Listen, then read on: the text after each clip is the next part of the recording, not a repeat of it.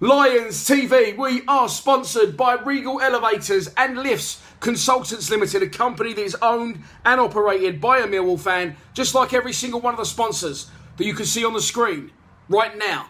If you are going to do a bit of business in the chaos that is 2020, then please keep it in the Millwall family by checking out all of our sponsors' website links in the description below or on our brand new website, www.lionstv.co.uk. We are absolutely flying with the subs as well, by the way, on YouTube. If you haven't already, please subscribe to our YouTube channel. If you press that notification bell that's somewhere along the bottom right now, then you will get a notification every single time we upload a video. We're on our way to 8K on Instagram. If you don't follow us on there already, TV Lions. And if you want to call me a fat anything like that, then it has to be on Twitter. This is just the rules. I don't make the rules. TV_Lions. This is your post-match analysis video for yesterday's return to football, sort of, against Derby County at the Den. It wasn't the start we wanted by any stretch.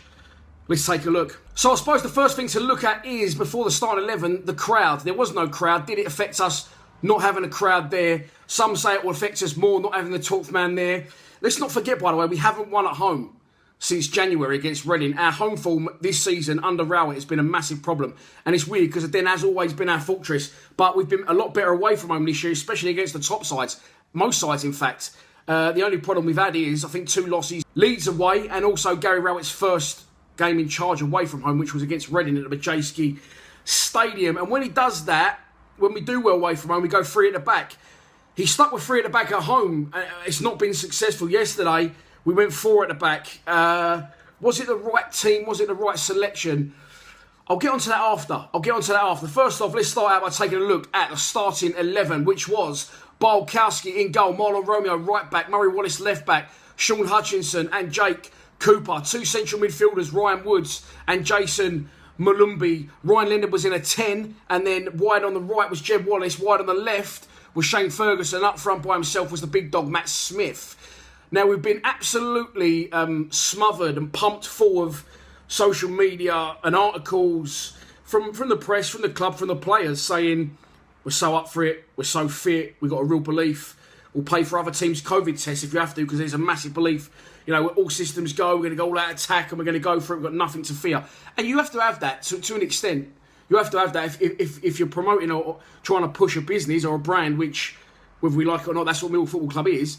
You've got to have a certain amount of positive press and, you know, stick things out and give people what they want to hear. But you wouldn't say if you didn't believe it. And I'd say we've had more than most clubs of that. We've had more than most clubs that we've absolutely, you know, believed in it. And listen, I'm not saying that it isn't true. I truly believe that the fans believe, the players believe, the club believe. But yesterday, for whatever reason, it just did not pan out. And from start to finish, we were second best. The game starts and we just allowed Derby to dictate the ball. And Pete says something that was right. It was a little bit like a Neil Harris Millwall side in a way, because we was very used to, under Harris, letting teams have possession and then crash bang wallop hitting him on the counter when we can. But yesterday, you know, under Gary Rowett, a team that likes to keep the ball down and we like to keep our possession and pop it round the back, we just let Derby have it and we just looked disinterested, which I know we're not, but that's just how it looks on the telly. We looked unfit. We looked like we was just going through the motions, and it was, you know, it was a bit of a pre-match run-out almost for us at times. It was a very strange situation. However, we do take the lead against the run of play, in my opinion. You know, there wasn't a lot in it at that stage. A brilliant Shane Ferguson. Again, for those who think I hate him, I don't hate him. And if he does well, I'll say he done well. And I thought Fergie was one of the few that could take credit out of yesterday's game, along with Marlon Romeo, along with Matt Smith, other than the howler he stuck over the bar in the second half, and Ryan Leonard. But I'll get onto that shortly. So, we take the lead. Shane Ferguson wins the ball back. He gives it to Jed. I think Jed plays in Murray Wallace. Shane Ferguson busts his bollocks to get forward. And I said to Minnie, it's got to be a good cross, Fergie. Now, you've done all that hard work. You've won the ball back. You've gone 70 yards up the pitch. Now do yourself a favour and stick a perfect cross in instead of fucking kicking it over the stand. But he has got a good delivery, Shane Ferguson. We cannot deny that. And he sticks one in. And Matt Smith continues where he left off. And we're 1-0 up. After that, we didn't put another pattern of play together in the whole game, I don't think, pretty much. Definitely not in the first half. We had an early period in the second half. But Matt Smith is on the pitch for a reason. And I don't know if we meant to go with counter-attacking football yesterday. But if you are going to go counter-attacking football, when you go, you fucking all got to go. And you got to go at pace, and you got to go with confidence to take players on, which is another thing Jed didn't do, by the way, in the second half. We had a 2-on-2 situation, but I'll get onto that later.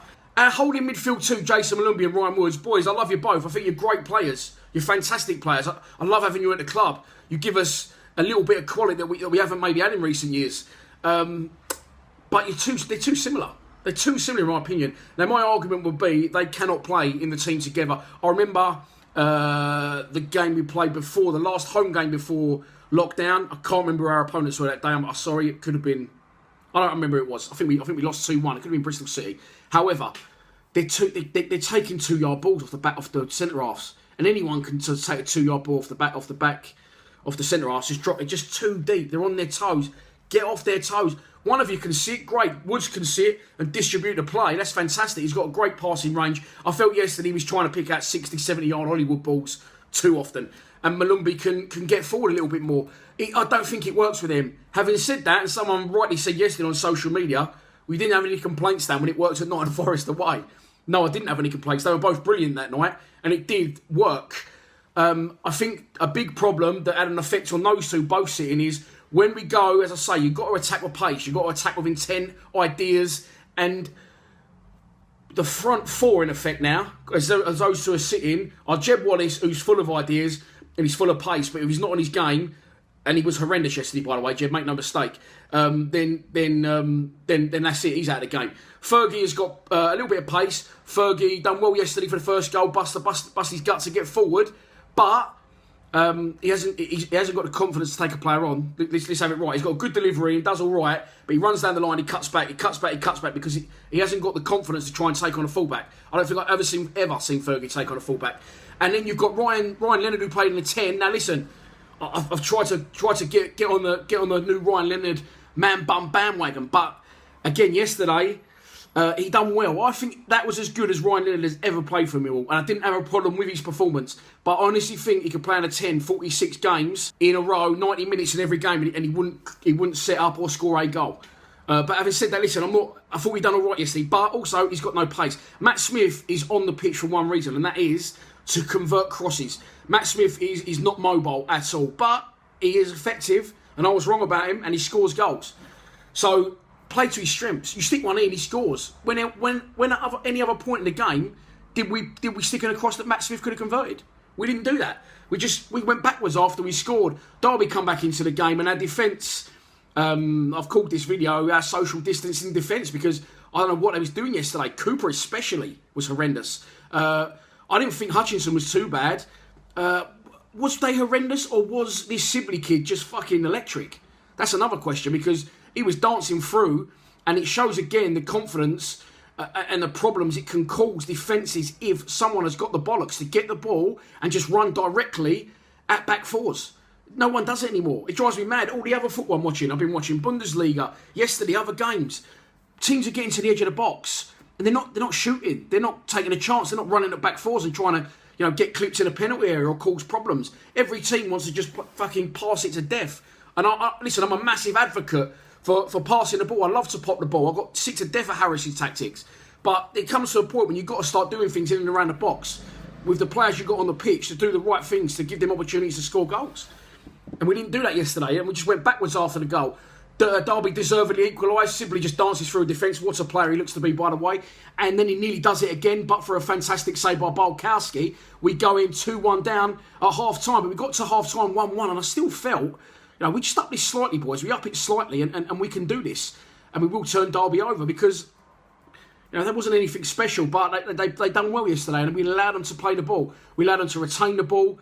And I see Gary Rowett going mad in the technical area. The commentators and I follow were saying Gary Rowett's going mad, But at half-time, he didn't change anything, and I felt maybe that he should, because it clearly wasn't working. And at half-time, we go in 1-1 against a good side without having played well at all. So one thing's for sure, it's good to have football back, because my blood's boiling again. So I wasn't angry yesterday. I was just not even frustrated. It was just a strange day, in my opinion. We come out for the second half, and we start to do well straight away.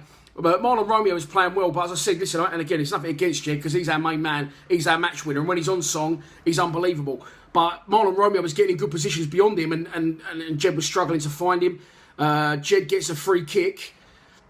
out on the right wing, and he kicks it straight at the first one-man wall. It's not even kids' Sunday football standard. It's horrendous, but that can happen sometimes. Jen, you have to accept that, because there'll be other games, other times when he'll win your game single-handedly. So I don't have a problem with Jed if he has an off day.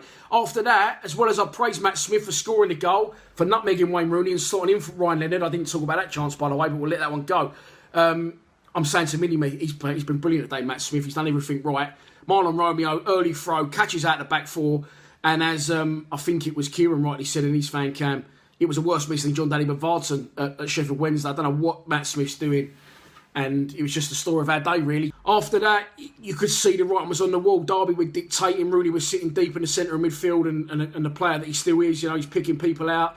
Derby kept the ball, and when you keep the ball, it not only builds confidence and momentum in your team. You've got the opposition team at Millwall, in this case, the opposition doing doggies, and you could just see that Derby were thriving off keeping the ball, and popping it very, very well. And the second goal was coming, and when it does come, it's similar to the first. Sibley walks through and finishes it off well. 2-1. After that, we're chasing the game, and it just didn't happen. I mean, you've got this new rule now where you can bring on more than 3 subs. We know sometimes Rowett likes to go over double sub or a triple sub, and it's worked previously for us. So you can't complain. The gaffer won't get it right every time. The players won't get it right every time. And I'm not overly devastated over yesterday. It was just a very disappointing start after the amount of time we waited for football to come back. And I don't think, as Pete correctly said, you can't blame the break, because we're all in the same boat. Everyone's had the same break, the same amount of time off, the same obstacles to try and battle against. So after that, Gary Rowett makes subs. He brings on 5 subs. He brings on Scalak, he brings on Bavardson, he brings on Bradshaw, he brings on Sean Williams, and he brings on someone else who I can't remember. Apologies to them, but I think we made 5 subs in the end. And a little bit like pre-season friendlies, when we do half-time, take the whole squad off, it just kills the tempo of the game even further. I could see why Rowett did want to do it and why he did try it, but for me it was too many. Bradshaw came on too late. Again, if you're going to attack, you need to attack with pace, and we haven't got any pace, but we also don't have many ideas going forward. Jed's the only one with any ideas. Matt Smith will stick the ball in the net, but Bradshaw could have played, should have played. He didn't play in. He didn't play a few pre-season, mid-season friendlies. So I don't know whether he's coming back from a little bit of injury or illness or whatever. But Bradshaw should have been introduced, because he will run at people, Bradshaw, and he has got pace. And if you remember, Bradshaw was our main man under Harris, and something's happened under Rowett. Not something's happened. Just a switch in who Rowett favours, a switch in form, and he hasn't been the same player. He hasn't had the same opportunities, granted, but he's not been the same player. And I think, listen, Tom Bradshaw, correct, is no Lee Gregory, he's an all-round player, but I've got to be honest, he's a better finisher than Lee Gregory. And if you give him chances, he will score goals. And it wouldn't have mattered if he'd have played up front yesterday for 90 minutes, because we didn't create anything. We're relying heavily on corners at the minute, and they're not coming off. Because Williams needs to be on the pitch to take those. Then where he hangs them up, they're so much better for the big men coming in than a whipped Shane Ferguson one. I'm not, again, nothing against Fergie, but Williams, we're always better when Williams take the corners, or Jed. And Ferguson took a lot of corners yesterday, and we got absolutely no joy from any of them. By this point, the game's massively stretched. We've got not a lot of nearly men on the pitch, as I've said before. Scalak gets a free kick out wide, and I'm pinning all my hopes on him, saying this could be the moment, Yeri, with your big red Ferrari, the highest paid player at the club, to fucking turn things around. And he just, I don't know what he's doing. I don't know what he's doing with it. He's known, one thing Scalak is known for, you can't deny, he does whip across him. And he's just done a Sean Goater. He's just done a floater to the beyond the back. I don't know what he's looking at. Also, the players, by the way, I will say this one. Corners, I always maintain when I used to coach the VCD boys, you don't go and stand in 3, 4, 5, even 6 yards out from goal. You come to the penalty spot minimum, and then you run in and attack the ball. Our players are all going to stand in here. Crosses are getting hung in the air, and then they got no fucking run and leverage to get anything on the ball. It was strange yesterday. It was very strange. As I said, by the time the third goal comes, we're attacking. We're all out attack. We're stretched. And it's 3-1. Sibley finished. Bart Bolkowski, 1,000,000% has to save that. But the game was up, or so I thought. I thought we could play till next Wednesday and not score another one. Looking back, I don't know how it was a 5-goal game. It wasn't an exciting game. And maybe because there was no crowd, whatever, played a part in that. But yeah, Sibley scores. The big man, Bart, we love you. I love you, but you've got to be throwing you out on that, big man. It's trickled into the corner. Should never be going in. And then after that, we change it up. We start shipping long balls, flick on, And Bavardson, nice flick from Bod. Again, for me, I think he's quite like an Aidan O'Brien. He doesn't do anything when he's on the pitch, but what he does do is he scores goals, and you can't argue with that, you know.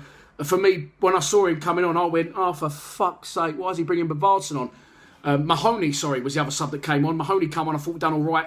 Obviously, he run down the wing and he crossed the ball in, which got cleared out, back in, and Bavardson scored from. But we've got a lot of nearly men in our squad. We've got a lot of nearly men. Ryan Leonard's a bit of a nearly man. You know, Mahoney, Scalak, John Danny Bavardson, Aidan O'Brien even. It's nothing against these players, and let's not forget, they're not Gary Rowett's players. But, yeah, too many nearly men in the final third of our pitch going forward trying to attack. We haven't got enough players with any good ideas. We haven't got enough players with any pace. We haven't got enough players with any confidence to have a shot or take the opportunity to make something happen and unlock a door and take, maybe take what's coming abuse-wise if it doesn't happen. But there's no fans there in a minute, so fuck me, just have a go, boys. Just have a go. As Pete rightly said as well, if the fans were there yesterday, we probably could have given the players a kick up the arse, but this is it now. This is the situation we're in. 8 games to go. It's all to play for. Results around us didn't go too bad. So, it's not impossible. But I think one thing I can take out of yesterday is, obviously, and in Gary Rowett's defence, Mason Bennett was ineligible, and he is a player that is powerful, that is pacey, that's got the confidence and the ability to run directly at defences, which he did do against Nottingham Forest. And obviously, Ben Thompson is now out again injured with a calf injury. Not sure how long Tomo's going to be out. But for me, going forward against Barnsley, it's going to be a very difficult decision on who to play and how to play. I definitely wouldn't have Woods and Malumbi holding hands together. Sorry, boys, as good as you both are. If Thompson was fit, which I don't think he will be, I would have him and Williams sitting, or Malumbi, and I'd let Thompson, scrap and get forward. And then I'd have Bennett in a 10, and I'd have Mahoney on the left, and Jed on the right, behind Matt Smith, obviously, and then with a view to maybe getting Bradshaw involved as well at some point when Matt Smith thought was after an hour and just mix it up a little bit. But the two, Woods and Malumbi, great players, boys. Love you both. Would love to see you both permanently as Millwall players. But we don't need them both, in my opinion, especially with Billy Mitchell sitting there waiting to get a game. And Sean Williams. For me, we've got a lot of midfielders now. And hopefully, nothing against Leonard, but for me, he can't play on a 10. We can't have him with no pace behind Matt Smith. He would have been better off playing Bradshaw there, in my opinion. But again, listen, nothing against Leonard. Thought we did well. If anything, drop Leonard further back and drop either Woods or Malumbi out, because although I think they're both streets ahead of Leonard as a player, as I said, I don't think it works. So there you go. That is the first game on the board. I'm going to wrap that there now because it is Father's Day. My kids are sitting on the sofa staring at me. So let's wrap it up there. I'll do my best to get this out today, which is Sunday. Well, that makes no sense me saying that because if you're looking at it now and it's Sunday, it's out. If you're looking at it now, it's Monday, it's out. So I'm going to stop talking. Happy Father's Day to all you fathers out there. And to my dad, who looks a little bit like Phil Collins. I didn't put no photos up of his dad because I haven't got any and you never smile. So that's it. On to tomorrow. I'm going to have a day off. Tuesday, Kenny Cunningham Part 2 Lions Lounge Lockdown. Wednesday, I'm going to do a best all-time lone 11. And then Thursday, we're back in the game. Pre-match prediction for Barnsley. It is good to be back despite the 12 to slash 15 hour days I go through to make this happen. Let's just hope the players turn up next week. Gary Rowett's got a lot of work to do in the next 6 days. All the best, Gaffer. Come on, boys. It ain't over yet. Big push. 8 games to go. Wembley, an empty Wembley Stadium would be delightful. Please subscribe to Lions TV.